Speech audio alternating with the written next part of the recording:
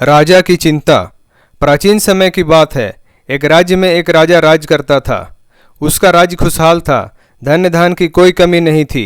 राजा और प्रजा खुशी खुशी अपना जीवन यापन कर रहे थे। एक वर्ष उस राज्य में भयंकर अकाल पड़ा। पानी की कमी से फसलें सूख गई। ऐसी स्थिति में किसान राजा को लगान नहीं दे पाए। लगान प्राप्त न होने के कारण राजस्व में कमी आ गई और राजकोष खाली होने लगा। यह देख राजा चिंता में पड़ गया। हर समय वह सोचता रहता कि राज्य का खर्चा कैसे चलेगा। अकाल का समय निकल गया।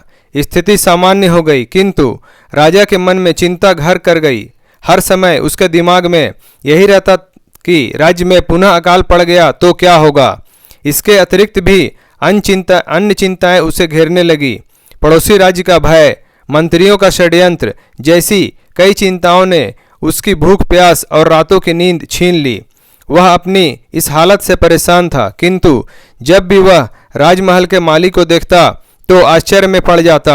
दिन भर मेहनत करने के बाद वह रूखी सूखी रोटी भी छक कर खाता और पेड़ के नीचे मजे से सोता। एक बार राजा को उससे जलन होने लगती। एक दिन उसके दरबार में एक सिद्ध साधु पधारे। राजा ने अपनी समस्या साधु को बताई और उसे दूर करने का सुझाव मांगा। साधु राजा की समस्या अच्छी तरह समझ गए थे। वे बोले, राजन, तुम्हारी चिंता की जड़ राजपाट है। अपना राजपाट पुत्र को देकर चिंता मुक्त हो जाओ। इस पर राजा बोला, गुरुवर, मेरा पुत्र मात्र 5 वर्ष का है। वह अबोध बालक राजपाट कैसे संभालेगा। तो फिर ऐसा करो कि अपनी चिंता का भार तुम मुझे सौंप दो। साधु बोले। राजा तैयार हो गया और उसने अपना राजपाट साधु को सौंप दिया।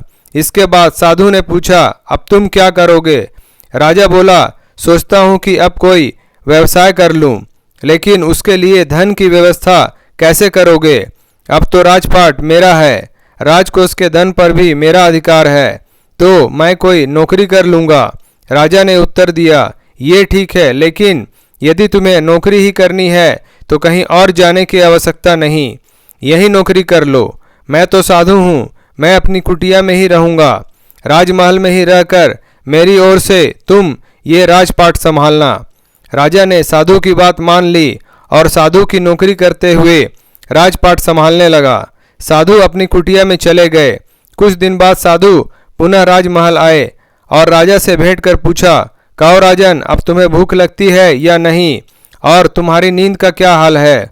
गुरुवर, अब तो मैं खूब खाता हूँ और गहरी नींद सोता हूँ। पहले भी मैं राजपाट का कार्य करता था, अब भी करता हूँ, फिर ये परिवर्तन कैसे। ये मेरी समझ के बाहर है। राजा ने अपनी स्थिति बताते हुए प्रश्न भी पूछ लिया। साधु मुस्कुराते हुए बोले, राजन, पहले तुमने काम को बोझ बना लिया था और उस बोझ को हर समय अपने मानस पटल पर ढोया करते थे, किंतु राजपाट मुझे सौंपने के उपरांत तुम समस्त कार्य अपना कर्तव्य समझकर करते हो, इसलिए चिंता मुक्त हो। सीख, जीवन में जो भी कार्य करें अपना कर्तव्य समझकर करें, न कि बोझ समझकर। यही चिंता से दूर रहने का तरीका है। दोस्तों, आपको हमारा वीडियो पसंद आया हो तो लाइक करें, शेयर करें, सब्सक्राइब करें और हमारी नई वीडियो के लिए बेल आइकॉन जरूर दबाएं। धन्यवाद।